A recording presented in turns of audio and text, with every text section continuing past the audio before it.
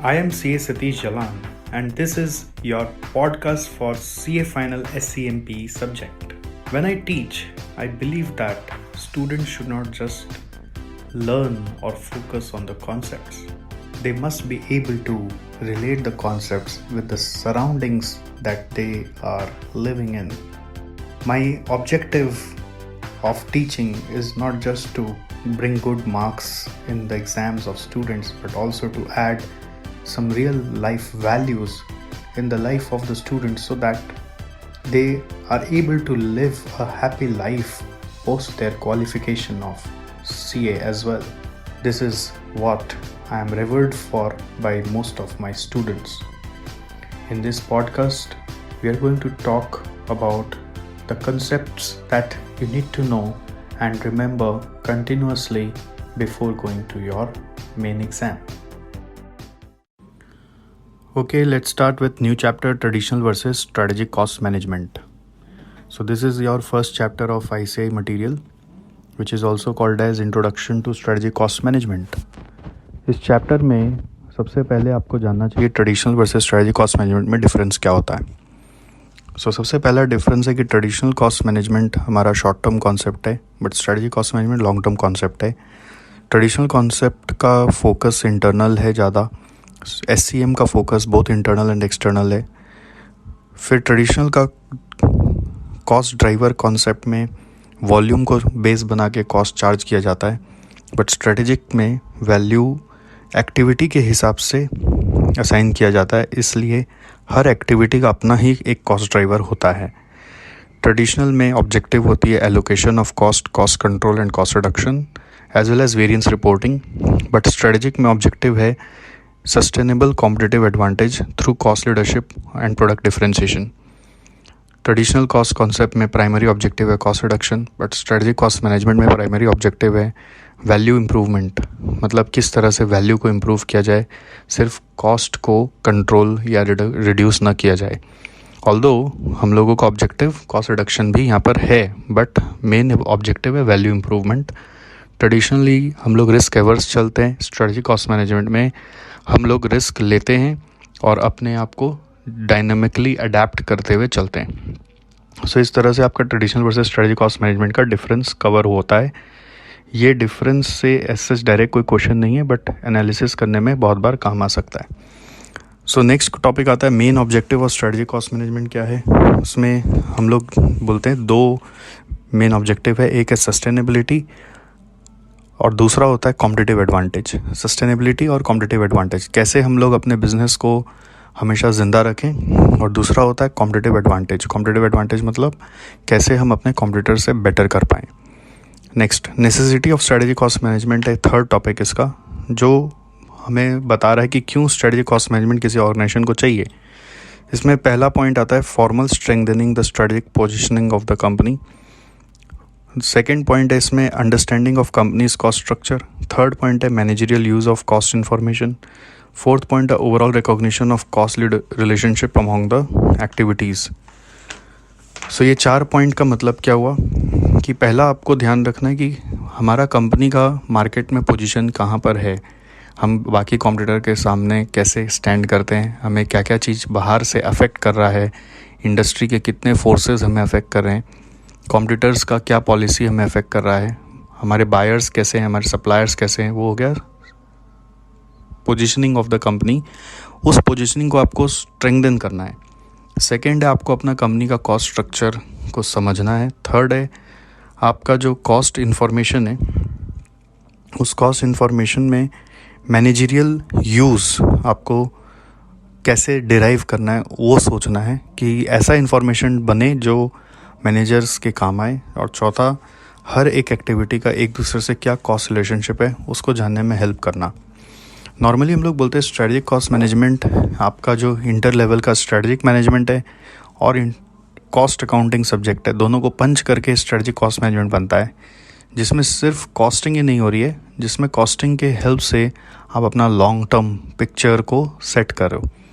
जैसे एग्जांपल्स में क्लास में भी मैं बताता हूँ कि स्ट्रेटजिक कॉस्ट मैनेजमेंट के लिए आप ऐसे सोचो कि जैसे कोई सर्विस सेंटर है, वो कॉस्ट रिडक्शन करना चाहता है, जिसके सर्विस सेंटर मतलब जैसे कि कोई कंप्यूटर रनिंग करता है या कंप्यूटर सेल करता है, वो अपना सर्विस सेंटर का कॉस्ट कम करना चाह रहा है।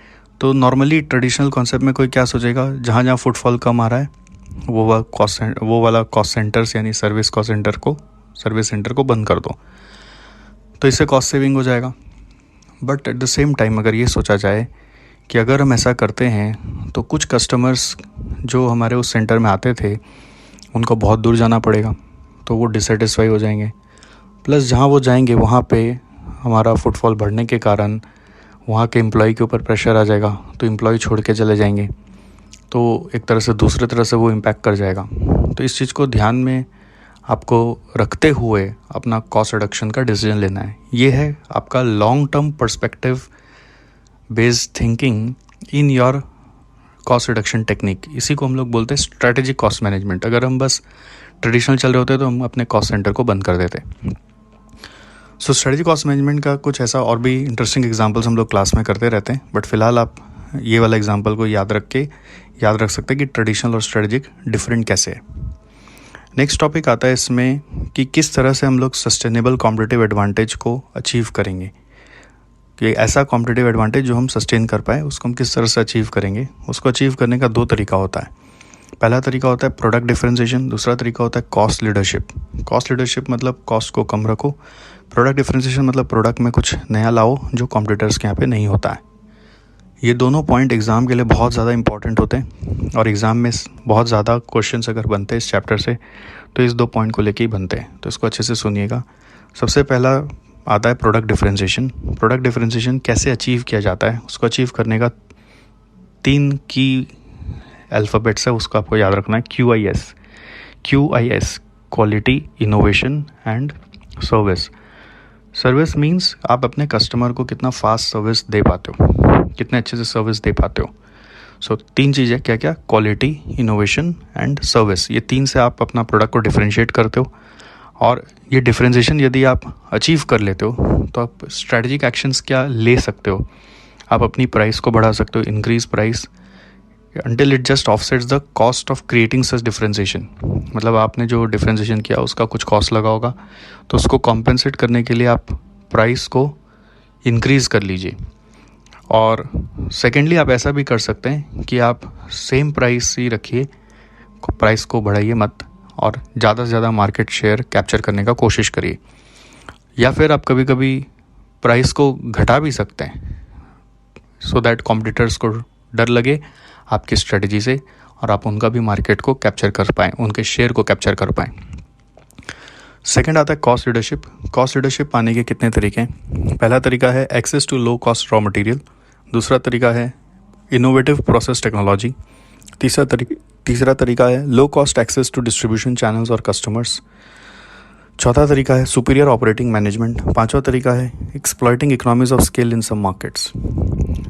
सो access to low cost material मतलब आपको किसी तरह से सस्ते रॉ मटेरियल मिल जाते हैं जो बाकियों को नहीं मिलते, तो आपके प्रोडक्ट के कॉस्ट कम आएंगे, तो आप अपना प्रोडक्ट का कॉस्ट कम रखते हो तो अपना मार्जिन कम रख के लो प्राइस में मार्केट में बेच सकते हो, ठीक है। या फिर आप अगर सेम प्राइस पे भी बेचोगे तो आपका मार्जिन ज़्यादा बचेगा। सेकंड, अगर आप कोई अच्छा टेक्नोलॉजी इंप्लीमेंट कर लेते हो, जैसे कि ऐसा कोई रिफाइनिंग मशीन ले आते हो जो poor quality of crude oil को भी अच्छा प्रोडक्ट में आपका कन्वर्ट कर लेता है, अगर वो पुअर क्वालिटी का तो भी अच्छा प्रोडक्ट में कन्वर्ट कर लेता है बिकॉज ऑफ इनोवेटिव टेक्नोलॉजी, तो आपका रॉ मटेरियल कॉस्ट हमेशा कम लगेगा। बिकॉज ऑफ टेक्नोलॉजी आपके पास एक एडवांटेज आ गया, वो एडवांटेज बाकियों के पास नहीं है। सो उससे आपका कॉस्ट कम होता है, उससे आपका मार्जिन बढ़ जाएगा, या फिर आप प्राइस घटा के मार्केट शेयर कैप्चर कर सकते हो। नेक्स्ट थर्ड है low cost access to distribution channels और कस्टमर्स। ये क्या है, इसका मतलब है कि आपका कस्टमर्स तक पहुंचने का जो ज़रिया है वो बहुत सस्ता है।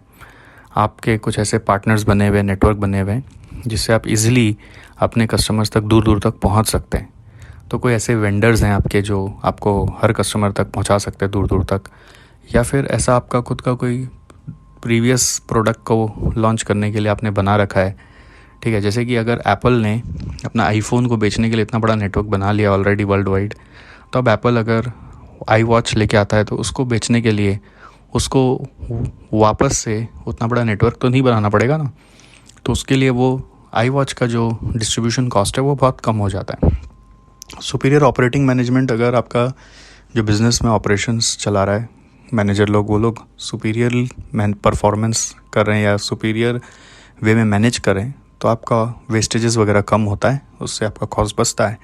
और इकोनॉमीज़ ऑफ स्केल में आप कभी किसी मार्केट में लार्ज वॉल्यूम में कोई चीज़ बना के बेच सकते हो, तो आपका कॉस्ट पर यूनिट अपने आप कम होता है, तो वो बेनिफिट को भी आप अवेल कर सकते हो। नॉर्मली बोलते हैं कॉस्ट लीडरशिप में आप जो भी कॉस्ट सेविंग करते हो उसका सबसे ज़्यादा फ़ायदा अगर आप अपने कस्टमर्स को दोगे तो आपका बिज़नेस बहुत ज़्यादा ग्रो करेगा। मतलब उसका बेनिफिट अगर आप प्राइस कम करके अपने कस्टमर्स को दे दोगे तो आपका बिज़नेस बहुत ज़ोर से ग्रो करेगा। सो नॉर्मली जो कंपनी कॉस्ट लीडरशिप करती हैं, जैसे कि फोर्ड का एग्जांपल मैं बहुत बार देता हूँ आपको, जिसने प्रण लिया था कि हम सबसे सस्ता गाड़ी आपको बना के देंगे, दुनिया वालों को सबको गाड़ी में बैठाएंगे। ऐसी बाटा ने प्रण लिया था कि सबसे सस्ता जूता और बेस्ट क्वालिटी का जूता सबको बना के देंगे, जिससे कि हर कोई जूता पहन सके। सो ये जो प्रण लेने वाली कंपनियां थी जिन्होंने कॉस्ट सेविंग किया, कॉस्ट पर यूनिट एकदम लो किया by investing huge on technology and the system that will manufacture their product, तो कॉस्ट पर यूनिट कम आने का एडवांटेज उन्होंने कस्टमर्स को दिया, जिसके कारण वो इंडस्ट्री ग्रो करी। सो सबसे पहला जो डिज़र्विंग बेनिफिशियरी होता है कॉस्ट सेविंग का, वो कस्टमर ही होना चाहिए।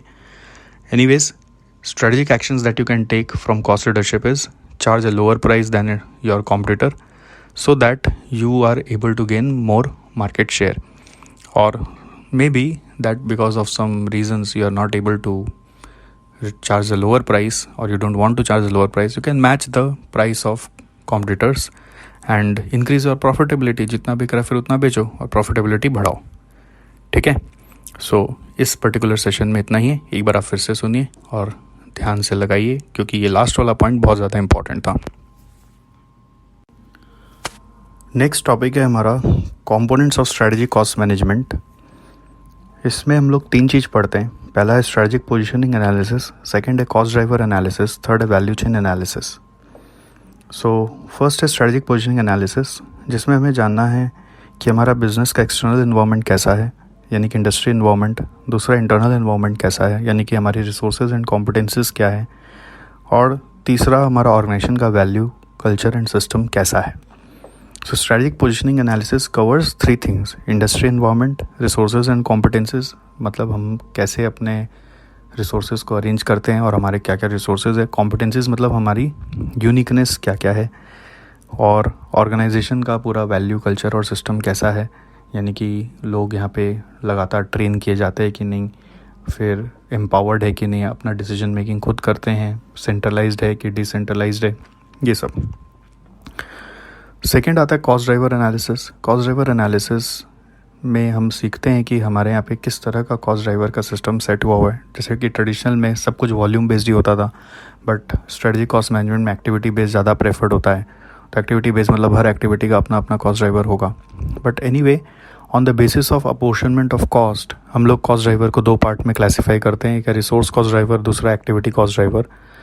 रिसोर्स कॉस्ट ड्राइवर मतलब ऐसा कॉस्ट ड्राइवर जो काम आता है कि आपका कोई कॉस्ट है जिसको आप एक्टिविटी में अपोर्शन करना चाहते हो, कोई कॉस्ट है जिसको आप एक्टिविटी में अपोर्शन करना चाहते हो। जैसे कि आपका रेंट का कॉस्ट है जिसका फ्लोर एरिया के बेस में हर एक्टिविटी में अपोर्शन कर रहे हो। फिर होता है एक्टिविटी कॉस्ट ड्राइवर, वो ऐसा ड्राइवर होता है जिससे आप एक्टिविटी का कॉस्ट को प्रोडक्ट्स में अपोर्शन करते हो। एक्टिविटी का कॉस्ट को प्रोडक्ट में अपोर्शन करने के लिए एक्टिविटी कॉस्ट ड्राइवर। सो जैसे कि अगर आपका मशीनिंग नाम का कोई एक्टिविटी है तो उसके लिए आप मशीन आवर नाम का ड्राइवर को यूज़ कर सकते हैं to apportion machining cost to the products. फिर क्लासिफिकेशन ऑफ कॉस्ट ड्राइवर में जस्ट फॉर एनालिसिस पर्पज़ ये काम आता है। स्ट्रक्चरल कॉस्ट ड्राइवर और एग्जीक्यूशनल कॉस्ट ड्राइवर ये तब यूज़ करते हैं जब हम लोग कॉस्ट रिडक्शन के लिए सोच रहे हैं, कॉस्ट मैनेजमेंट के लिए सोच रहे हैं, तो सोच रहे हैं हमारे जो कॉस्ट ड्राइवर्स हैं वो किस किस तरह के हैं। तो एक हो सकता है स्ट्रक्चरल कॉस्ट ड्राइवर, जो हमारे बिज़नेस का जो आर्किटेक्चर या लेआउट वगैरह ऑलरेडी फ्रीज हो चुका है उसके ऊपर डिपेंडेंट है। बिज़नेस का कॉम्प्लेक्सिटी के कारण वो कॉस्ट ड्राइवर हट नहीं सकता। सो ये हो गया स्ट्रक्चरल कॉस्ट ड्राइवर। और एक होता है executional cost driver. Executional cost driver होता है जिसमें हम लोग जिस तरह से बिज़नेस मैनेज कर रहे होंगे, अंदर में ऑपरेशंस चला रहे होंगे, उसके ऊपर वो निर्भर करेगा। जैसे कि फॉर एग्ज़ाम्पल हमारा मान लीजिए मशीन का सेटअप टाइम है, अगर ये कॉस्ट ड्राइवर है एक जो सेटअप कॉस्ट को कंट्रोल कर रहा है, तो सेटअप टाइम कितना होगा, क्या होगा, वो काफ़ी हद तक हमारा वे ऑफ डूइंग सेटअप पे डिपेंड करेगा। वैसे ही मान लीजिए मटेरियल मूवमेंट टाइम है, तो material movement time material movement cost को कंट्रोल करता है। सो मूवमेंट टाइम काफ़ी हद तक डिपेंड करेगा हम लोग किस तरह से मटेरियल को मूव करा रहे हैं, अपने मशीन्स को किस तरह से अंदर में प्लांट में सजाए हैं। बट अगर हम बात करें कि फ्लोर एरिया जो रेंट वाले कॉस्ट को कंट्रोल कर रहा है, फ्लोर एरिया एक ड्राइवर है जो रेंट वाले कॉस्ट को कंट्रोल कर रहा है। अब सिंस हमने जगह ले ली है और जगह इतनी बड़ी ले ही ली है, जितनी बड़ी ले रखी है उतनी एक बड़ी जगह ले रखी है, अब वो जगह तो कम नहीं होगा, वो तो स्ट्रक्चर ही वैसा हो गया। उसके ऊपर इतने सारे शेड्स वगैरह फैक्ट्री के बना लिए हैं ऑलरेडी, बहुत सारे लोगों को हायर कर लिए, मशीनें ले आए हैं, तो अब वो फ्लोर एरिया कम नहीं हो सकता। ये स्ट्रक्चरल कॉस्ट ड्राइवर हो गया जिसका कॉस्ट आपको बियर करना पड़ेगा। वो फ्लोर एरिया कम करके आप कॉस्ट कम नहीं कर सकते। सो कुछ कॉस्ट आप जो चेंज नहीं कर सकते because of the nature of the business और कॉम्प्लेक्सिटी ऑफ द बिजनेस और the basic requirement of the business, वो होता है structural cost driver. But you can always play with executional cost drivers in order to save your cost. Third इसमें point आता है value chain analysis, जिसको Michael Porter ने बताया था। वैल्यू चेन बहुत इंपॉर्टेंट होता है। इस पूरे डिस्कशन में भी सबसे इंपॉर्टेंट जो एग्ज़ाम में आने वाला है वो है value chain analysis. Value chain analysis usually manufacturing sector के लिए यूज़ किया जाता है, हालांकि कुछ एक्सेप्शंस में इसको सर्विस सेक्टर में भी यूज़ कर सकते हैं। हालांकि सर्विस सेक्टर के लिए मोस्ट रिकमेंडेड नहीं है, बट ऐसा नहीं कि यूज़ नहीं हो सकता है। ये आपके ऑर्गेनाइजेशन के एक्टिविटीज़ को दो पार्ट में क्लासीफाई करता है। एक है प्राइमरी एक्टिविटी, दूसरा है सेकेंडरी एक्टिविटी। जो प्राइमरी एक्टिविटीज़ है उसमें 5 नाम है। पहला नाम है इनबाउंड लॉजिस्टिक्स, दूसरा नाम है ऑपरेशंस, तीसरा नाम है आउटबाउंड लॉजिस्टिक्स, चौथा नाम है मार्केटिंग एंड सेल्स, पांचवा नाम है सर्विस। ये 5 को माइकल पोर्टर ने क्लासीफाई किया as primary activities. Inbound logistics क्या क्या कवर करता है? Raw material handling, warehousing, raw material को लेके आना, उसको स्टोर करना। ऑपरेशंस क्या क्या चीज़ को कवर करता है? Machining, assembling, testing. थर्ड है आउटबाउंड लॉजिस्टिक्स, ये क्या क्या चीज़ को कवर करता है? Warehousing and distribution of finish product. चौथा है मार्केटिंग एंड सेल्स, ये क्या क्या चीज़ को कवर करता है? Advertising, promotion, pricing, channel relationships. Then service is after sale service, installation, repairs. Alright, so ये पांचों मिलकर प्राइमरी एक्टिविटी है। बहुत लोग सोचते हैं सर्विस सेकेंडरी एक्टिविटी है, बट माइकल पोर्टर ने इसको खारिज किया और कहा कि नहीं, सर्विस भी आपका आजकल प्राइमरी एक्टिविटी है। ज़माना बदल चुका है, सर्विस आपको प्राइमरीली देना ही पड़ेगा। देन इन प्राइमरी एक्टिविटीज़ को सपोर्ट करने के लिए 4 सपोर्ट एक्टिविटीज़ हैं, जिसमें पहला नाम है फर्म इंफ्रास्ट्रक्चर, सेकंड नाम है ह्यूमन रिसोर्स मैनेजमेंट, थर्ड नाम है टेक्नोलॉजी डेवलपमेंट, फोर्थ नाम है प्रोक्योरमेंट। सो फर्म इंफ्रास्ट्रक्चर में क्या क्या आ जाता है? General management, accounting, finance, strategic planning. Human resource management में क्या क्या आ जाता है? Recruiting, training, development. Technology development में क्या क्या आ जाता है? R&D of products and product and process improvement. Procurement में क्या क्या आ जाता है? किसी भी तरह का परचेज एक्टिविटी, चाहे वो मटेरियल का हो या मशीन्स का हो या फिर कोई भी चीज़ परचेज़ किया जा रहा है, स्पेयर पार्ट्स वगैरह कुछ भी, तो वो सब प्रोक्योरमेंट में आ गया। सो 5 तरह का प्राइमरी एक्टिविटी है और 4 तरह का सपोर्ट एक्टिविटी है। ये 5 नाम और 4 नाम आपको याद रहना चाहिए। 5 नाम मैं फिर से रिपीट कर दूँ: inbound logistics, operations, outbound logistics, marketing and sales, services. और 4 नाम है firm's infrastructure, human resource management, technology development, procurement. सिर्फ नाम याद नहीं रखने से नहीं होगा, उसके अंदर क्या क्या आता है जो मैंने थोड़ी देर पहले बोला था उसको भी याद रखना पड़ेगा। ये वैल्यू चेन का कुछ लिमिटेशन है। लिमिटेशन इज़ टाइम कंज्यूमिंग है, एक्सपेंसिव है, कई बार ये कॉम्प्लेक्स भी होता है। जो बेसिक लिमिटेशन है कहीं पे भी लिख सकते हैं: टाइम कंज्यूमिंग, एक्सपेंसिव, कॉम्प्लेक्स। फिर वैल्यू चेन एनालिसिस का बेनिफिट्स आने में टाइम लगता है, तो ये शॉर्ट टर्म के लिए नहीं है, लॉन्ग टर्म के लिए है, और ये सर्विस इंडस्ट्रीज के लिए सूटेबल नहीं है। बट एनीवे ये देखा गया कि ये एनालिसिस से अगर आप अपना ऑर्गेनाइजेशन को सजा लेते हैं तो आपको बहुत सारा पता चलेगा कि क्या क्या आप नॉन वैल्यू एडिंग काम कर रहे थे। वो नॉन वैल्यू एडिंग एक्टिविटीज़ को अगर आप एलिमिनेट कर दोगे और वैल्यू एडिंग जो यहाँ पे बताया गया प्राइमरी और सपोर्ट, सिर्फ उसको ही रख के अपना ऑर्गेनाइजेशन चलाओगे तो यू विल सेव ट्रिमेंडसली। सो कभी भी वैल्यू चेन एनालिसिस का लिमिटेशन के बारे में लिखोगे तो लिमिटेशन के साथ साथ उसके बेनिफिट्स के बारे में भी बताओगे कि benefits will always exceed the cost of value chain in the long term. So it's always worth doing such analysis.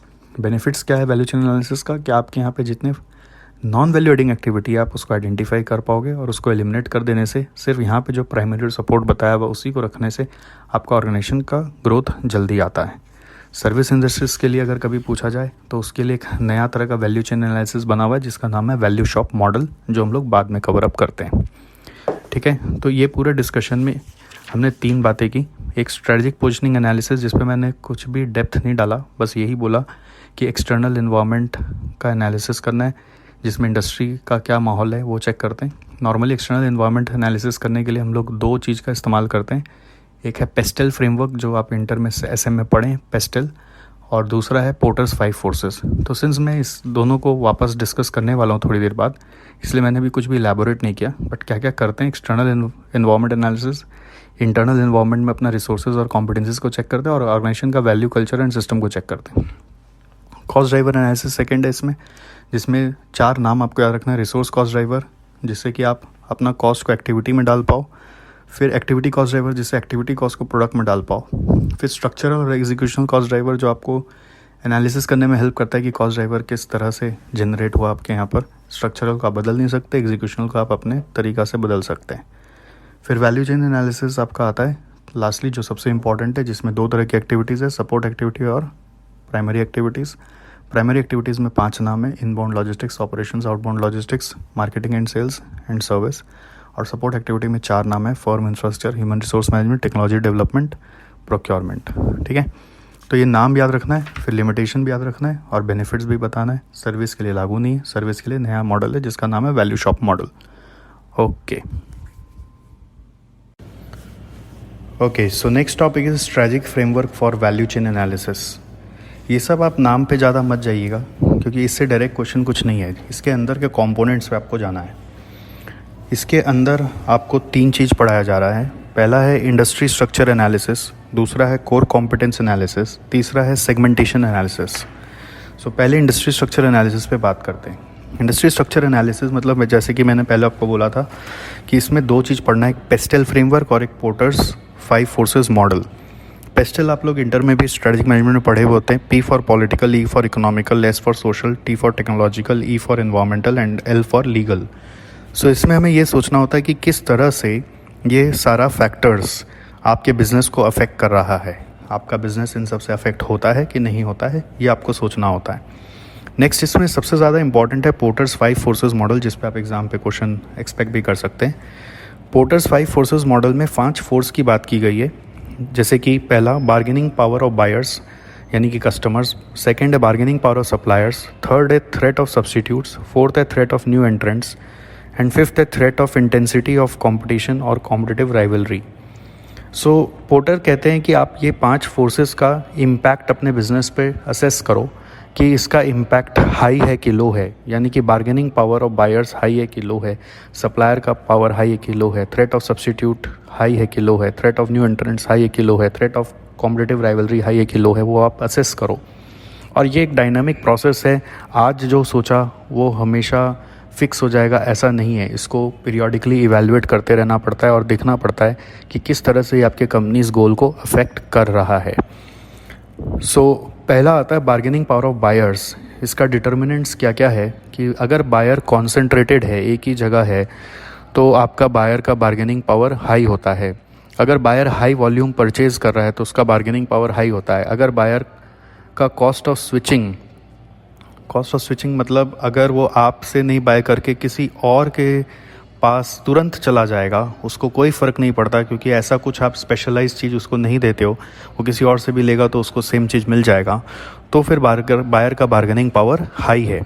Next आता है bargaining power of supplier. Bargaining power of supplier high कब होता है? जब input is important to the buying firm. मतलब हम लोग अगर ख़रीद रहे हैं, हमारे लिए इनपुट बहुत ही ज़्यादा इम्पॉर्टेंट है, तो input is important to the buying firm, तो bargaining power of supplier high होता है। जैसे फॉर एग्जांपल मैं लैपटॉप बेच रहा हूँ, लैपटॉप में जो ऑपरेटिंग सिस्टम है वो अगर मैं नहीं डाल के दूंगा तो फिर लैपटॉप यूजेबल नहीं होगा। तो ऑपरेटिंग सिस्टम मुझे सिर्फ माइक्रोसॉफ्ट से लेना पड़ता है। तो input is very important for the buying firm. So in that case bargaining power of supplier will be high. Next, very few suppliers are there, of course just like Microsoft case, and input is not replaceable.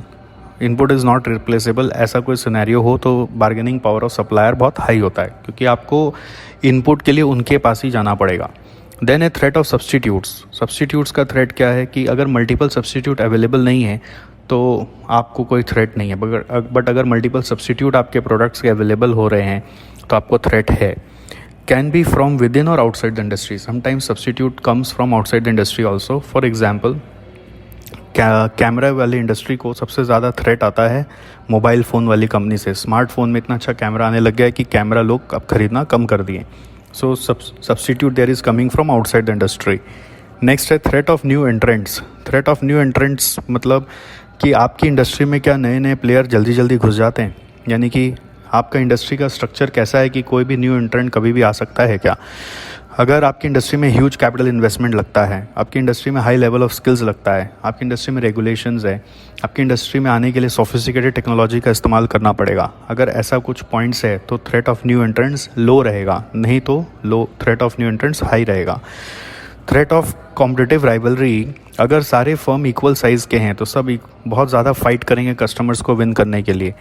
अगर industry में over capacity चल रहा है तो threat ज़्यादा रहेगा। No differentiation, अगर goods में कोई डिफरेंशिएशन नहीं है, सब एक जैसा ही चीज़ बेचते हैं तो थ्रेट ज़्यादा रहेगा कॉम्पिटिटिव राइवलरी का। अगर हाई एग्जिट बैरियर है, मतलब कोई भी इंडस्ट्री से बाहर तुरंत नहीं निकल सकता क्योंकि उनका बहुत ज़्यादा इन्वेस्टमेंट अपने बिजनेस में किया हुआ है, तो हाई एग्जिट बैरियर होने के कारण हम लोग कभी कभी राइवलरी ज़्यादा करते हैं। हाई फिक्स कॉस्ट है हमारा, बहुत ज़्यादा इन्वेस्टमेंट है तो हाई फिक्स कॉस्ट नेचुरल है, तो थ्रेट ऑफ राइवलरी ज़्यादा रहता है बिकॉज सब कोई अपने फिक्स कॉस्ट को कवर अप करने का सोचेंगे। इसी पॉइंट को लेके अभी हाल ही में नए इंस्टीट्यूट मैट में पावर सेक्टर को लेकर एक सवाल खड़ा किया गया है कि पावर सेक्टर में किस तरह से आप एनालाइज करते हो कि वहाँ पर पोर्टर 5 फोर्सेस ऑपरेट करेगा। पावर सेक्टर में किस तरह से आप एनालाइज करते हो कि वहाँ पर पोर्टर 5 फोर्सेस ऑपरेट करेगा, ठीक है। सो उसमें सबसे पहला आता है barriers to entry. For example, कोई कुछ भी ऑर्डर में आप पिकअप कर सकते हैं। बैरियर्स टू एंट्री में यूजुअली पावर सेक्टर के बिजनेस में हाई बैरियर रहता है क्योंकि वहाँ पे रेगुलेटरी अप्रूवल की ज़रूरत होती है। नेक्स्ट, पावर सेक्टर में बार्गेनिंग पावर ऑफ बायर्स यानी कि कस्टमर लो रहता है बिकॉज उनके पास बहुत सारा ऑल्टरनेटिव नहीं होता है। फिर बार्गेनिंग पावर ऑफ सप्लायर, जो पावर सेक्टर को जो सप्लाई करते हैं, जैसे कि पानी सप्लाई करने वाले या फिर कोयला सप्लाई करने वाले, उनका पावर कभी कभी थोड़ा सा ज़्यादा हो सकता है क्योंकि कोयला बहुत ज़्यादा अवेलेबल नहीं है, बट बहुत ज़्यादा हाई भी नहीं होता है। फिर बार्गेनिंग पावर ऑफ बायर हो गया, सप्लायर हो गया, और आपका बार्गेनिंग पावर के बाद बैरियर्स टू एंट्री भी मैंने समझा दिया। नेक्स्ट आ रहा है थ्रेट ऑफ सब्स्टिट्यूट्स यहाँ पर अभी अवेलेबल होने लगे हैं, जैसे कि आपने देखा है कि सोलर पावर, विंड पावर और other renewable sources of energy अभी सीन में आने लगे हैं, तो इसके कारण सब्स्टिट्यूट का थ्रेट थोड़ा थोड़ा बढ़ रहा है। और कॉम्पिटिटिव राइवलरी यहाँ पे बहुत कम होता है बिकॉज पावर सेक्टर्स बहुत ज़्यादा कैपिटल इंटेंसिव सेक्टर होता है जो हर कोई नहीं बनता। हाई एंट्री बैरियर होने के कारण हर कोई यहाँ पे आ ही नहीं पाता, ये मोनोपोलिस्ट टाइप का बिजनेस हो जाता है। तो यहाँ पे प्राइवेट प्लेयर यूजुअली एंटर ही नहीं करते क्योंकि उनको गवर्नमेंट अप्रूव नहीं करता, और मोस्ट ऑफ द अंडरटेकिंग्स जो पावर वाले होते हैं उसमें गवर्नमेंट भी स्टेक ले लेता है, जिससे कि गवर्नमेंट भी नहीं चाहता कि बहुत लोग इसमें इन्वॉल्व होए। सो इस तरह से आपको अलग अलग किसी भी सेक्टर में जाके पावर वाला एनालिसिस करना पड़ेगा। पावर यानी कि यही बार्गेनिंग पावर एंड थ्रेट्स वाला एनालिसिस करना पड़ेगा, और आप फिर अपना आंसर को लिखोगे। ऐसे पोर्टर 5 फोर्सेस का एप्लीकेशन, एक क्वेश्चन आता है हमारे ट्रांसफ़र प्राइसिंग में भी, जिसमें वो पूछ रहा है कि क्या पोर्टर 5 फोर्सेस हम लोगों का इंटरनल ट्रांसफ़र्स में भी एप्लीकेबल हो सकता है क्या। कि जैसे पोर्टर में बार्गेनिंग पावर ऑफ बायर है, बार्गेनिंग पावर ऑफ सप्लायर है, तो बार्गेनिंग पावर ऑफ बायर और सप्लायर को अगर हम एनालाइज करते हैं तो बायर सप्लायर, क्या एक्सटर्नल बायर एक्सटर्नल सप्लायर ही होना चाहिए, इंटरनल बायर इंटरनल सप्लायर भी हो सकते हैं। अगर एक ग्रुप कॉन्सेप्ट है उसमें इंटरनल बायर है और इंटरनल सेलर है, तो उसमें भी क्या ये पोर्टर्स 5 फोर्स अप्लाई होगा। तो इसका जवाब है हाँ, अप्लाई होगा। पोर्टर्स 5 फोर्स हर तरह के कस्टमर्स पे अप्लाई किया जा सकता है, चाहे वो इंटरनल हो चाहे वो एक्सटर्नल हो, हर तरह के सप्लायर पे अप्लाई किया जा सकता है, चाहे वो इंटरनल हो चाहे वो एक्सटर्नल हो। तो उसमें भी वही सारे बार्गेनिंग के जो डिटर्मिनेंट्स हैं वो आपको अप्लाई करके सोचने पड़ेंगे। नेक्स्ट पॉइंट आता है कोर कॉम्पिटेंस एनालिसिस।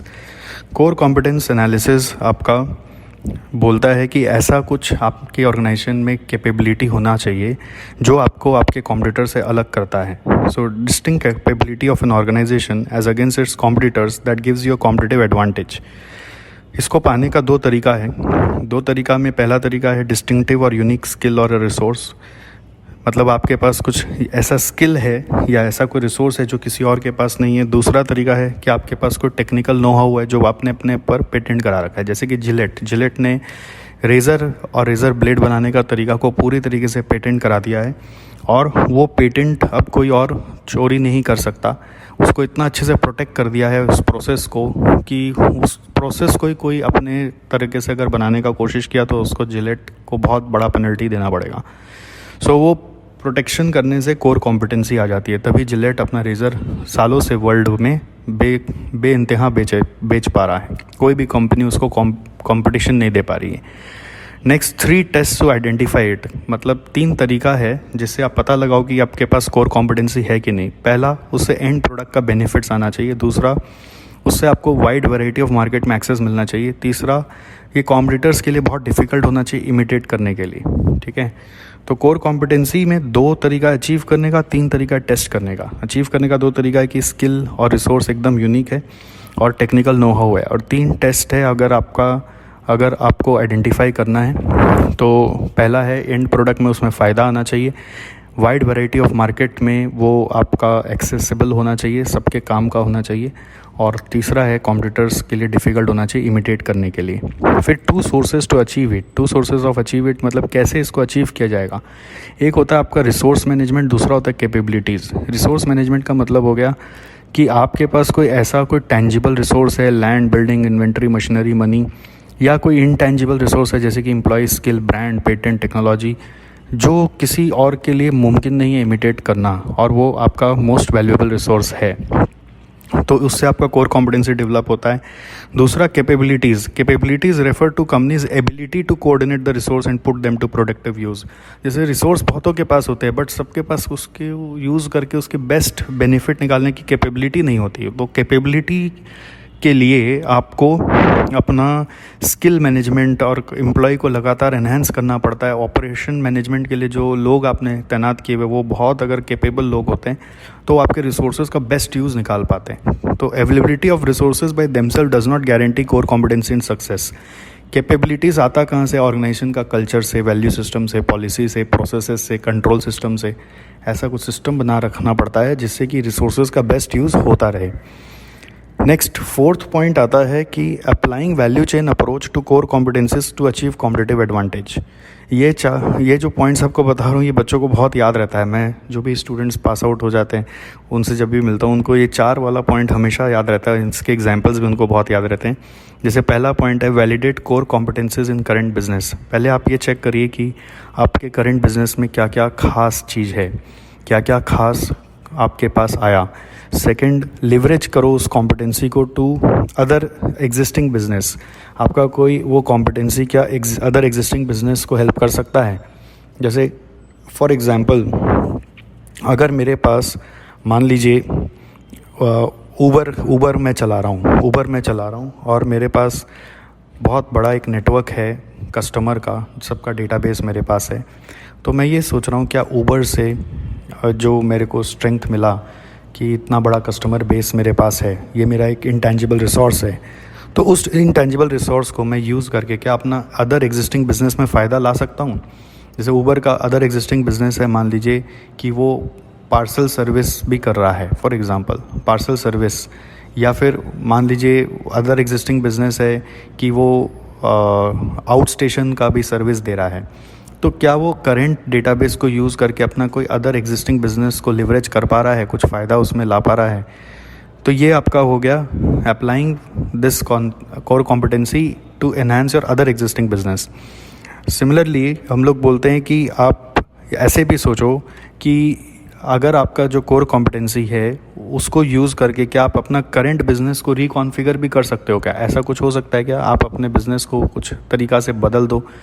अगर आप जैसे मान लीजिए ऊबर ही है जो कस्टमर बेस इतना बड़ा बना रखा है, ठीक है, तो वो क्या अपना करेंट बिजनेस को जिस तरह से कर रहा है उसको कुछ और तरीक़ा से कर सकता है जिससे कि कस्टमर और खुश हो जाए, जिससे कि उसका रिसोर्स और भी बेस्ट यूज़ में आ पाए। तो वो क्या तरीका हो सकता है, that you have to figure out. Reconfigure the value chain to improve payoffs. ठीक है, जैसे मे बी कोई मान लीजिए एक शॉपर स्टॉप है, शॉपर स्टॉप ने अपना एग्जिस्टिंग जो कस्टमर का डेटाबेस है, उसके जो लॉयल्टी पॉइंट्स वाले कस्टमर्स है, कार्ड बनवाते हैं उनका जो कस्टमर्स है, उनको लेकर वो सोच रहा है कि क्या मैं उनको लेकर अपना एक ऑनलाइन बिज़नेस को रिकॉन्फिगर करके स्टार्ट कर सकता हूँ, उन्हीं का डेटाबेस पर मैं ऑनलाइन बिज़नेस को भी स्टार्ट करा सकता हूँ क्या, वही कस्टमर जो मेरे स्टोर में आते हैं वो मेरे ऑनलाइन स्टोर में भी जा सकते हैं क्या। So this is reconfiguring of your existing value chain और existing business. Next last is use those core competencies to create new value chain. कुछ ऐसा सोचो कि क्या ये कोर कॉम्पिटेंसी को यूज़ करके हम कोई नया एकदम ऑल टुगेदर डाइवर्सिफाइड बिजनेस खड़ा कर सकते हैं। फॉर एग्जांपल आईटीसी ने अपना जो उसका मैनेजमेंट स्किल्स है उसको यूज़ करके आईटीसी होटल चालू कर दिया। सोचा कि टोबैको बनाते बनाते कब तक चलेंगे, चलो अब नया एक डोमेन में घुसते हैं, अपना एक्सपर्टीज़ को यूज़ करते हैं, डिसीजन मेकिंग एबिलिटीज़ और कैपिटल फंडिंग जो हमारे पास है उसको यूज़ करके why not let us start a new business ITC hotel. ऐसे करके आईटीसी एफएमसीजी में चला गया, ऐसे करके वो डिफरेंट सेक्टर में घुस रहा है। ये क्या कर रहा है, अपना कोर कॉम्पिटेंसी को यूज़ करके कुछ नया बिजनेस खड़ा करने का कोशिश कर रहा है। ठीक है, सो ये हो गया पूरा कोर कॉम्पिटेंसी एनालिसिस। थर्ड है इसमें सेगमेंटेशन एनालिसिस। सेगमेंटेशन एनालिसिस बोल रहा है कि एक अपना कंपनी को हमेशा ये सोचो कि वो बहुत सारे छोटे छोटे कंपनी या बिज़नेस से जुड़ के एक बिज़नेस बनता है, तो आप कितना छोटा छोटा फ्रैगमेंट उसमें कर सकते हो। जैसे फॉर एग्जांपल एक मोटर व्हीकल की कंपनी है, तो उसमें देखा गया है कि वो कितने सारे छोटे छोटे बिज़नेस का कॉन्ग्लोमरेट है। उसमें टायर का काम हो रहा है, उसमें ग्लास का काम हो रहा है, बैटरी का काम हो रहा है, मेटल्स का काम हो रहा है। तो कुछ काम आप खुद कर सकते हो, कुछ काम दूसरों से भी करा सकते हो। सेगमेंटेशन एनालिसिस का मेन पर्पज़ है कि आप अपने इंडस्ट्री का या बेसिकली अपने बिजनेस का कितना कंपोनेंट्स निकाल सकते हैं उसको खोजिए, फिर उसको एनालाइज करके देखिए कि वो खुद से करने में ज़्यादा बेनिफिशियल है कि बाहर से कराने में ज़्यादा बेनिफिशियल है। ओके, इससे कॉस्ट रिडक्शन भी होता है, फोकस भी आपका अपने कोर एरिया पे कर पाते हो, और कभी कभी होता है कि आप अपना एक्सपेंशन कर पाते हो सकता है आपको लगता है कि खुद से करने में ज़्यादा फ़ायदा है, तो आप उससे अपना एक्सपेंशन भी कर पाते हो, जिसको हम लोग बहुत बार हॉरिजॉन्टल और वर्टिकल इंटीग्रेशन भी बोलते हैं, जिसका दो पार्ट होता है, फॉरवर्ड और बैकवर्ड इंटीग्रेशन। तो सेगमेंटेशन एनालिसिस का 5 स्टेप होता है। पहला स्टेप है आइडेंटिफाई कर लो सेगमेंटेशन वेरिएबल्स एंड कैटेगरीज। वो सेगमेंटेशन वेरिएबल एंड कैटेगरी मतलब मे बी आप अपना पूरा एक बिजनेस का एक प्रोडक्ट को उठा लो और उस प्रोडक्ट को अलग अलग कंपोनेंट्स में ब्रेक करो। फिर स्टेप 2 है कंस्ट्रक्ट अ सेगमेंटेशन मैट्रिक्स। आप सेगमेंटेशन मैट्रिक्स बनाओ, मतलब उसको ठीक से एनालाइज करने के लिए कोई मैट्रिक्स बनाओ या चार्ट वार्ट बनाओ। स्टेप 3 एनालाइज करो सेगमेंट का अट्रैक्टिवनेस, कि वो खुद से करने में ज़्यादा बेनिफिशियल है कि बाहर से करवाने में ज़्यादा बेनिफिशियल है, या उसमें खुद का पैसा लगाना चाहिए कि नहीं लगाना चाहिए। फिर स्टेप 4 आप आइडेंटिफाई करो, आइडेंटिफाई की success factor for each segment. उस सेगमेंट में सक्सेस पाने के लिए आप क्या क्या करोगे वो सोचो। और lastly step 5 analyse attractiveness of broad versus narrow segment scope. तो जो ब्रॉड स्कोप रखता है उसी में जाएंगे, नैरो वाला में नहीं जाएंगे। फिर से बोल रहा हूँ 5 स्टेप। पहले वेरिएबल्स चाहिए, सेकंड स्टेप में उसके लिए एक मैट्रिक्स बना लो, थर्ड स्टेप में उसको एनालाइज करो, फिर फोर्थ स्टेप में हर एक सेगमेंट का सक्सेस फैक्टर होता है उसको पहचानो, फिफ्थ स्टेप में attractiveness of broad versus narrow approach देखो, यानी long term versus short term देखो। जो लॉन्ग टर्म है उसी पे दिमाग लगाना, शॉर्ट टर्म पे दिमाग मत लगाना। अब इसमें एक बात आती है, ऐसी एग्जांपल के लिए आपके साथ शेयर कर रहे हैं। जैसे बहुत सारे स्टूडेंट्स मुझे बोलते हैं सर आप सीमा क्यों नहीं पढ़ाते हैं, आप सीमा पास किए, हमें भी सीमा थोड़ा सा गाइड कर दीजिए। तो ये एक मेरे लिए एक नया सेगमेंट हो जाएगा जो मैं अभी नहीं करता हूँ। तो उस सेगमेंट का जब मैं एनालिसिस करता हूँ तो उसके कुछ की सक्सेस फैक्टर होते हैं जिसको उसको सक्सेसफुल बनाना है अगर मुझे सीमा लॉन्च करके, तो मुझे उसके 1 या 2 पेपर पढ़ाने से काम नहीं बनेगा, मुझे उसके 17 के 17 पेपर पढ़ाने पड़ेंगे, तब उसका एक रियल मुझे बेनिफिट मिलेगा। तो सक्सेस फैक्टर में सबसे पहला ये आ गया कि you have to provide all the subjects, you can not just provide 1 or 2 subject, and then I have to provide counselling and guidance that is different. So once this success factor can be achieved, then only the result can be achieved, right? So success factor के बाद फिर ये देखना पड़ता है कि अच्छा अगर इतना मेहनत करना है तो फिर उसका स्कोप क्या है, लॉन्ग टर्म स्कोप क्या है, शॉर्ट टर्म स्कोप क्या है. शॉर्ट टर्म स्कोप के लिए बड़ा सक्सेस फैक्टर पे तो काम नहीं कर सकते, लॉन्ग टर्म में बहुत ज़्यादा बेनिफिशियल लगा तो ज़रूर हम लोग सोचेंगे कि उसको डेवलप करना चाहिए. So this is how we think, although I have not concluded on anything, but this is how we think about any particular segment that we plan to add or that we already have, which we may plan to outsource to outsiders. All right. So इस पूरे discussion में मैंने 3 चीज़ आपको समझाया. एक industry structure analysis जिसमें porters 5 force और pastel समझाया. दूसरा कोर कॉम्पिटेंस एनालिसिस जिसमें आपको बताया कि कैसे 2 वेज से इसको अचीव कर सकते हैं, स्किल और टेक्निकल ने. 3 टेस्ट है उसको आइडेंटिफाई करने के लिए: end product, benefit, access to wide variety of market, difficult for competitors to imitate. Then third है 2 सोर्सेज टू अचीव इट, यानी कि रिसोर्सेज और कैपेबिलिटीज़. 2 तरीका से आप उसको अचीव कर सकते हैं. चौथा है इसमें applying value chain approach to core competencies for competitive advantage. Competitive advantage लाने के लिए कोर कॉम्पिटेंसी को कैसे यूज़ करें कि पहले अपना वैलिडेट करो कि कोर कॉम्पिटेंसी मेरा है क्या, खोजो कि मेरा वैलिडेशन करके पता लगाओ कि मेरा सच में कोर कॉम्पिटेंसी है क्या. फिर उसको यूज़ करो अपने अदर एग्जिस्टिंग बिजनेस में. फिर उसको यूज़ करो कोई नया बिजनेस खड़ा करने में. उसको यूज़ करो कोई अपना एग्जिस्टिंग बिजनेस को रिकॉन्फिगर करने में. और लास्टली सेगमेंटेशन एनालिसिस, जिसमें ब्रेकडाउन करके आप चेक करो किसका स्कोप अच्छा है, बड़ा है, ब्रॉड है, किसका स्कोप कम है. ऑलराइट, तो इसके साथ ये ख़त्म होगा. ओके, नेक्स्ट टॉपिक है value chain approach for assessing competitive advantage. इसमें हम लोग क्या पढ़ रहे हैं कि किस तरह से वैल्यू चेन हमें हेल्प कर सकता है कि हमारा कॉम्पिटिटिव एडवांटेज कहाँ कहाँ हम ला सकते हैं. असेस कॉम्पिटिटिव एडवांटेज का मतलब है कि हम कहाँ कहाँ कॉम्पिटिटिव एडवांटेज ला सकते हैं, कैसे ला सकते हैं, उससे वैल्यू चेन कैसे हमें हेल्प करेगा. सो पहला पॉइंट है इसमें इंटरनल कॉस्ट एनालिसिस. दूसरा पॉइंट है इसमें इंटरनल डिफरेंशिएशन एनालिसिस. तीसरा पॉइंट है वर्टिकल लिंकेज एनालिसिस. अब इंटरनल कॉस्ट एनालिसिस क्या कहता है? इंटरनल कॉस्ट एनालिसिस कहता है कि आप अपने फर्म का, ध्यान रखें, पूरे फर्म का डिफरेंट एक्टिविटीज़ से बना हुआ प्रोसेस को एनालाइज करिए. सेकंड स्टेप, आप हर प्रोसेस का टोटल कॉस्ट जानने का कोशिश करिए. तीसरा, आप आइडेंटिफाई करिए कि क्या कॉस्ट ड्राइवर है जो उस कॉस्ट को इन्फ्लुएंस कर रहे हैं. चौथा स्टेप है कि आप फिर हर प्रोसेस का या एक्टिविटीज़ का लिंक को समझने का कोशिश करिए. पांचवा स्टेप है फिर ऐसा अपॉर्चुनिटीज़ को खोजिए जिससे कि हमारा कॉस्ट एडवांटेज आ पाए. अब कॉस्ट एडवांटेज जाने का जब हम बात करें तो ऐसा तरीका आपको खोजना है जिससे कि आपका कॉस्ट एक एक्टिविटी में यदि कम किया तो दूसरे एक्टिविटी में बढ़े नहीं, दूसरे एक्टिविटी में भी कॉस्ट कम हो रहा हो तो ही वो अपॉर्चुनिटी कॉस्ट एडवांटेज का माना जाता है. नॉर्मली ट्रेडिशनल सिस्टम में क्या होता था, अक्रॉस द बोर्ड कट्स चलता था. अक्रॉस द बोर्ड मतलब हर डिपार्टमेंट में 10% कट कर दो. तो ये जो सिस्टम था इससे क्या होता था, एक जगह कॉस्ट कट करने से कहीं दूसरा जगह प्रेशर आ जाता था. ठीक है, तो हम अगर स्ट्रेटेजिकली चलें तो हम ये सोचते हैं कि एक जगह कॉस्ट कम करने से हम लिंक समझेंगे कि कहीं दूसरा जगह तो कॉस्ट बढ़ नहीं रहा ना, अगर बढ़ रहा है तो कॉस्ट कम नहीं करेंगे. ऐसा ही ऑप्शन को अवेल करेंगे जहाँ पे दोनों जगह से कॉस्ट कम हो रहा हो.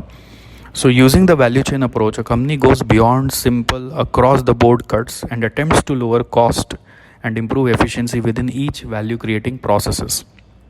सेकेंड है यहाँ पे इंटरनल डिफरेंशिएशन एनालिसिस, जिसमें हम ये समझना चाह रहे हैं कि एक बार जब कस्टमर हमारे साथ जुड़ जाता है तो वो कुछ वैल्यू हमसे एक्सपेक्ट करता है या हमारे प्रोडक्ट की वैल्यू को परसीव कर रहा होता है. तो उस परसीव्ड वैल्यू को सबसे ज़्यादा कैसे बनाया जाए, उसको कैसे महसूस कराया जाए कि यहाँ पे बहुत ज़्यादा वैल्यू दिया जाता है.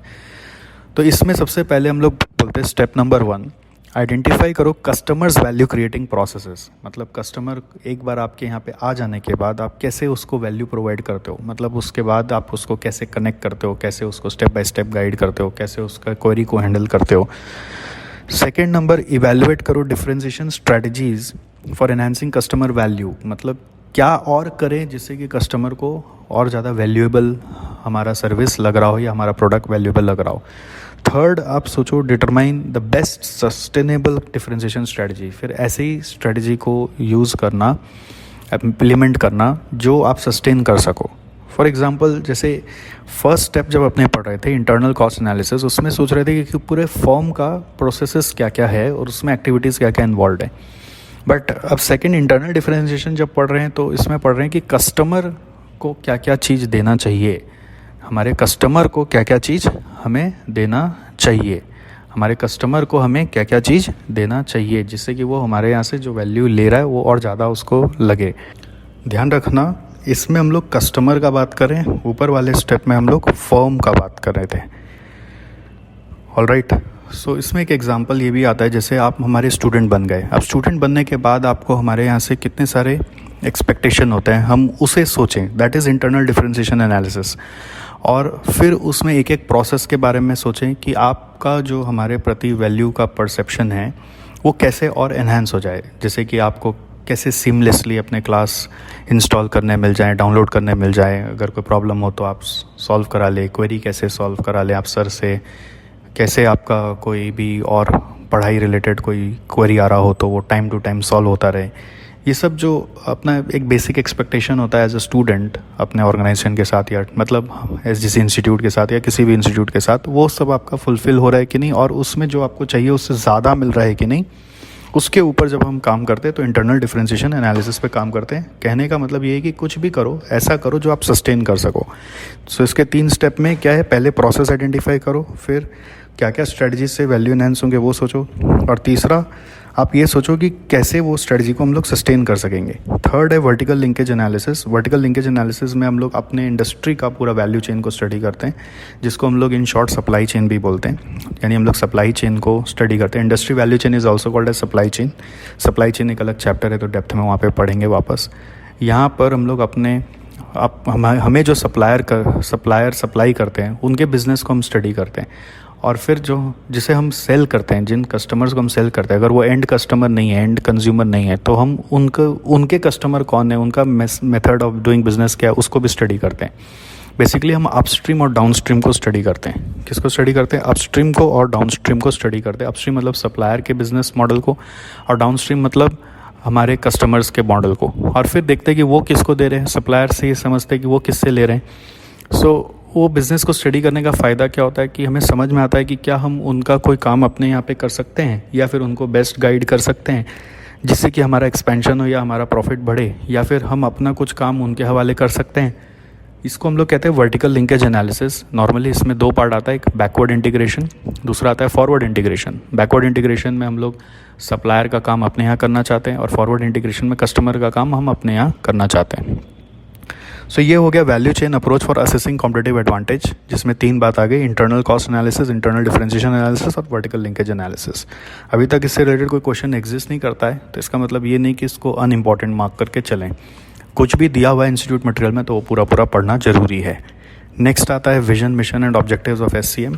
बेसिकली किस तरह से ये आपको अपना विजन, मिशन और ऑब्जेक्टिव सेट करने में हेल्प करेगा। तो उसको सेट करने के लिए आपको कुछ की क्वेश्चंस अपने आप से पूछने पड़ते हैं। पहला, why does the company exist, इससे विजन मिलता है। व्हाट काइंड ऑफ प्रोडक्ट्स और services will the company offer, इससे मिशन मिलता है। What is the primary market for its offering, इससे ऑब्जेक्टिव्स मिलता है। What type of customer does the company seek to target, इससे भी ऑब्जेक्टिव मिलता है। What is the area of operation, यानी जोग्राफीज़ क्या क्या है, उससे भी आपको ऑब्जेक्टिव मिलता है। तो बेसिकली आप जब अपने लिए क्वेश्चंस पूछते हो तो vision, mission and objective set होते हैं। नेक्स्ट, इस पूरे पॉडकास्ट में अभी सबसे इंपॉर्टेंट है वैल्यू शॉप मॉडल। अभी ये वाला पर्टिकुलर पॉडकास्ट में value shop model is basically value chain and analysis for service industries. Service industry में क्या होता है ना, कोई वैल्यू एडिशन नहीं होता। यहाँ पे क्या होता है, कस्टमर्स का एक प्रॉब्लम को एड्रेस किया जाता है। कस्टमर के प्रॉब्लम को पहले अंडरस्टैंड करो, एक्वायर करो, और फिर उस प्रॉब्लम को सॉल्व करने के लिए डिफरेंट ऑल्टरनेटिव्स खोज के लाओ, प्रॉब्लम सॉल्विंग करो, और उस ऑल्टरनेटिव में से बेस्ट सोल्यूशन जो है उसको आप चूज़ करो, उसका रीजनिंग रखो कि क्यों ये चूज़ किया जा रहा है। फिर उस सॉल्यूशन को इम्प्लीमेंट करो, एग्जीक्यूट करो, और इवैल्यूएट करो कि आप जो प्रॉब्लम लेके आए थे वो सॉल्व हुआ कि नहीं। अगर नहीं हुआ तो ये एक साइक्लिकल प्रोसेस है, चलता रहेगा। इसमें 4 प्राइमरी एक्टिविटीज़ है जो अभी मैंने आपको बताया। पहला प्राइमरी एक्टिविटी है problem understanding and acquisition, second है प्रॉब्लम सॉल्विंग, थर्ड है choosing among the solution, fourth है एग्जीक्यूशन एंड कंट्रोल, इवैल्यूएशन। तो इसमें क्या है, 4 प्राइमरी एक्टिविटी है। ये 4 साइक्लिकल वे में ऑपरेट करती है। इसके बाद आपका सपोर्ट एक्टिविटीज़ आता है जो नॉर्मल वैल्यू चेन वाला है। नॉर्मल वैल्यू चेन में 4 सपोर्ट एक्टिविटी था। पहला था फॉर्म इंफ्रास्ट्रक्चर, दूसरा था ह्यूमन रिसोर्स मैनेजमेंट, तीसरा टेक्नोलॉजी डेवलपमेंट, चौथा है प्रोक्योरमेंट। सो वो 4 अपने जगह यहाँ पर भी है, बट प्राइमरी एक्टिविटी जो नॉर्मल वैल्यू चेन में था, इनबाउंड लॉजिस्टिक्स वगैरह, वो हट के यहाँ पे 4 बन गया है प्रॉब्लम सॉल्विंग अप्रोच से। पहला है प्रॉब्लम अंडरस्टैंडिंग एंड एक्विजिशन, दूसरा प्रॉब्लम सॉल्विंग, तीसरा चूजिंग अमॉन्ग सॉल्यूशन, चौथा है execution and control and evaluation. Alright. So ये कभी सर्विस इंडस्ट्री के बारे में लिखने बोला जाए तो आप बोल सकते हो कि ये उनके लिए प्रेफर्ड है। हालांकि सर्विस इंडस्ट्री चाहे तो वो ऊपर वाला भी यानी कि मैन्युफैक्चरिंग वाला भी वैल्यू चेन एनालिसिस को यूज़ कर सकती है। लास्ट पॉइंट है इसमें role of management accountants in SCM. और नया ज़माना बोला जा रहा है कि मैनेजमेंट अकाउंटेंट का काम बहुत ज़्यादा बढ़ गया है। पहले तो उसको सारे मॉडर्न कॉस्टिंग टेक्निक्स और एनालिसिस वाले तरीके से अपने आप को यूज़ टू करना पड़ेगा, यानी स्किल्ड करना पड़ेगा, यानी कि उसको activity based costing, life cycle costing, target costing, value chain analysis, business process engineering, यानी कि जितने चैप्टर्स आप इस पूरे सिलेबस में पढ़ते हो, जितने टॉपिक्स आप सिलेबस में पढ़ते हो, वो सब अपने मैनेजमेंट अकाउंटेंट को अच्छे से आने चाहिए। सेकेंड, वो कोलैबोरेट कर सके अपने सारे different functions in the organization के कंट्रोलर से, जैसे कि इंजीनियरिंग वालों से, प्रोडक्शन वालों से, मार्केटिंग वालों से, डिस्ट्रीब्यूशन वालों से, सर्विस प्रोफेशनल वालों से, और सबकी स्ट्रेंथ, वीकनेस, अपॉर्चुनिटीज़, थ्रेट्स को समझ के भी अपने वैल्यू चेन में इनकॉर्पोरेट करके रखे। और फिर मैनेजमेंट अकाउंटेंट का तीसरा रोल आता है कि वो फर्म का वैल्यू क्रिएशन का प्रोसेस को एनहांस करे और उस वैल्यू को फिर फाइनेंस स्टाफ को भी शो करे कि एक्चुअली उसके रहने से हमें कितना फ़ायदा फाइनेंशियली भी हो रहा है। एट द एंड तो फाइनेंस ही है ना। सो 3 मेन रोल आता है, skilled with all modern techniques, second आता है कोलैबोरेट, थर्ड आता है enhance the firm's value and demonstrate it to the finance staff. So guys, इसके साथ आपका फर्स्ट चैप्टर ख़त्म हुआ। ओके, एक क्वेश्चन अभी रिटेस्ट आरटीपी में आया है जो आईसीए मैट में भी घुस गया है, आप उसको देख लीजिएगा। उसमें 2 कंपनी का डिटेल दे रहा है, छोटा सा क्वेश्चन है, उसका sales, variable cost, contribution, fix cost करके प्रॉफिट निकाल के दे रहा है और आपसे पूछ रहा है बताओ दोनों कंपनी का डेटा देखकर कि ये कॉस्ट लीडरशिप कौन सा कंपनी कर रहा है और प्रोडक्ट डिफरेंशिएशन कौन सा कंपनी कर रहा है। तो इसमें सजेस्टेड होता है एक तरीका कि आप कंपनीज़ का ना fix cost ratio on sales और कंट्रीब्यूशन रेशियो ऑन सेल्स को चेक करो। जो कंपनी फ़िक्स कॉस्ट पे ज़्यादा खर्चा कर रही है और उसके कारण ज़्यादा प्रीमियम कमा रही है, फ़िक्स कॉस्ट पे ज़्यादा खर्चा कर रही है मतलब R&D वगैरह, इनोवेशन वगैरह कर रही है, टेक्नोलॉजी पे इन्वेस्ट कर रही है और उसके कारण कंट्रीब्यूशन मार्जिन भी अपना हाई रखी हुई है, मतलब वो प्रोडक्ट डिफरेंशिएशन कर रही है। ठीक है, तो इससे पता चल जाता है कंपनी प्रोडक्ट डिफरेंशिएशन कैसे कर रहा होता है। बाकी आप इस पूरे सीरीज़ को जितनी मल्टीपल टाइम सुनोगे उतना आपको और ज़्यादा मज़ा आएगा। पॉडकास्ट इसलिए बनाया जा रहा है कि you should revise costing casually, it should get imbibed with in you, so that pressure जो रहेगा वो खाली लिखने का रहेगा, याद रखने का नहीं रहेगा। 2 प्रेशर हो जाता है एग्ज़ाम में, याद भी रखो और प्लस लिखो भी। तो अभी लिखना ही क्रिटिकल हो रहा है केस स्टडीज़ के कारण, तो याद रखना क्रिटिकल ना रहे, इसी ऑब्जेक्टिव से ये पॉडकास्ट बनाया गया है। तो आप इसको कभी भी कैजुअली सुनते रहें, जितना बार सुने उतना आपको फ़ायदा होगा। And that's all, we will see you in next chapter. Thank you. Okay, so traditional versus SCM में जैसा कि आपने अभी पूरा चैप्टर सुना, बट उसमें सबसे ज़्यादा इम्पॉर्टेंट पॉइंट यही है कि प्रोडक्ट डिफरेंशिएशन और कॉस्ट लीडरशिप कैसे लाया जाए, और दूसरा वैल्यू चेन एनालिसिस आपको सबसे ज़्यादा अच्छे से सीखना है। तो मैं कुछ और आपके लिए वैल्यू एडिशन कर रहा हूँ इसमें कि प्रोडक्ट डिफरेंशिएशन के बारे में जब लिखने आता है तो प्रोडक्ट डिफरेंशिएशन का रिस्क भी आपको पता होना चाहिए कि उसका रिस्क क्या है। रिस्क इज़ कि ये तभी काम करता है जब customers are not price sensitive, और दूसरा ये तभी काम करेगा जब तक कि कॉम्पिटिटर्स आपके डिफरेंशिएशन वाले फीचर्स को रेप्लिकेट नहीं कर लेते हैं। सो कॉम्पिटिटर्स बहुत जल्दी आपके रेप्लिकेट कर सकते हैं फीचर्स को, इसलिए आप अपने फीचर्स को पेटेंट करिए, इंटेलेक्चुअल प्रॉपर्टीज़ को प्रोटेक्ट करिए, वरना प्रोडक्ट डिफरेंशिएशन का वर्थ नहीं आएगा। इसी तरह से कॉस्ट लीडरशिप का भी रिस्क है कि कॉम्पिटिटर्स भी आपके जैसे तुरंत कॉपी कर लेंगे और लो कॉस्ट पे वो भी प्रोड्यूस करने लगेंगे और लो प्राइस पे आपके जैसे अपने प्रोडक्ट को छोड़ने लगेंगे। सो इसलिए आपके लिए ये ज़रूरी है कि आप इतना भी अपना प्राइस लो ना कर देना कॉस्ट लीडरशिप के कारण कि आप प्रॉफिट ही नहीं कमा पाएँ। इसलिए प्रॉफिट कमाते रहना बहुत ज़्यादा ज़रूरी है। दूसरा रिस्क है कॉस्ट लीडरशिप का कि आपका प्रोडक्ट का क्वालिटी बहुत बार कॉम्प्रोमाइज़ हो जाता है अगर आप बहुत ज़्यादा लो कॉस्ट पे काम करते हैं, तो इससे गुडविल ख़राब होती है। सो जस्ट आपको ये नहीं कि प्रोडक्ट डिफरेंशिएशन मालूम है हो गया और कॉस्ट लीडरशिप मालूम है ये हो गया, आपको उसका रिस्क भी पता होना चाहिए और हर एक रिस्क का मिटिगेशन करने का तरीका भी पता होना चाहिए।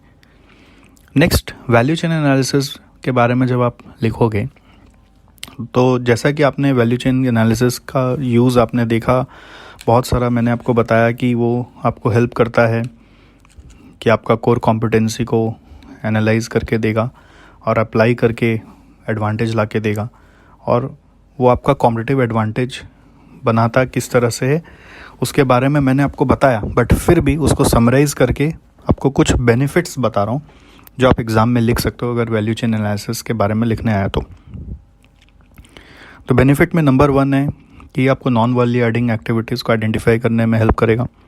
नंबर 2 है ये आपको cost relationship among different activities समझाएगा। नंबर 3 है ये आपको आइडेंटिफाई करके देगा कि आपके कोर कॉम्पिटेंसीज़ क्या क्या हैं। नंबर 4 है ये आपको प्रॉफिटेबिलिटी एनहांस करने के आइडियाज़ देगा यूजिंग योर कोर कॉम्पिटेंसीज़। नंबर 5 आपका वर्टिकल लिंकेज एनालिसिस में हेल्प करेगा, जिससे आप डिसाइड कर सकते हो कि फॉरवर्ड इंटीग्रेशन करना है कि बैकवर्ड इंटीग्रेशन करना है, जिसको हम बोलते हैं इंडस्ट्री वैल्यू चेन एनालिसिस करके ये हेल्प करेगा आपको समझाने में। Industry value chain is nothing but supply chain. Number 6 ये कस्टमर्स जो वैल्यू परसीव करते हैं उस परसीव्ड वैल्यू को एनहांस करने में हेल्प करेगा, improve perceived value by customers. फिर इससे रिलेटेड एक क्वेश्चन ऐसा भी बन सकता है कि हमारे वैल्यू चेन का प्राइमरी एक्टिविटीज़ जो होता है उसमें कॉस्ट रिडक्शन करने के तरीके बताओ। जैसे कि इनबाउंड लॉजिस्टिक्स में कॉस्ट रिडक्शन कैसे किया जाएगा, तो उसका आंसर लिखना चाहिए आपको JIT परचेज़ के एंगल से। तो JIT परचेज़ के एडवांटेज डिसएडवांटेज आप बता देंगे।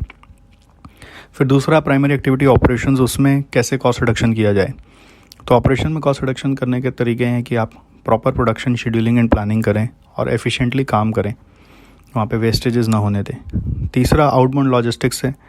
आउटबाउंड लॉजिस्टिक्स में कॉस्ट रिडक्शन करने के लिए क्या करना पड़ेगा, जैसे आपके डिस्ट्रीब्यूशन करने के लिए जो व्हीकल्स हैं उसको ऑप्टिमली यूज़ करना पड़ेगा। खाली व्हीकल डिस्पैच ना हो, पूरा फुल्ली लोड होकर डिस्पैच हो, तो व्हीकल भी शॉर्टेस्ट रूट से अपने गुड्स को लेके जाए, वो शॉर्टेस्ट रूट से गुड्स को लेके जाए, तो उससे भी आपका कॉस्ट रिडक्शन होगा।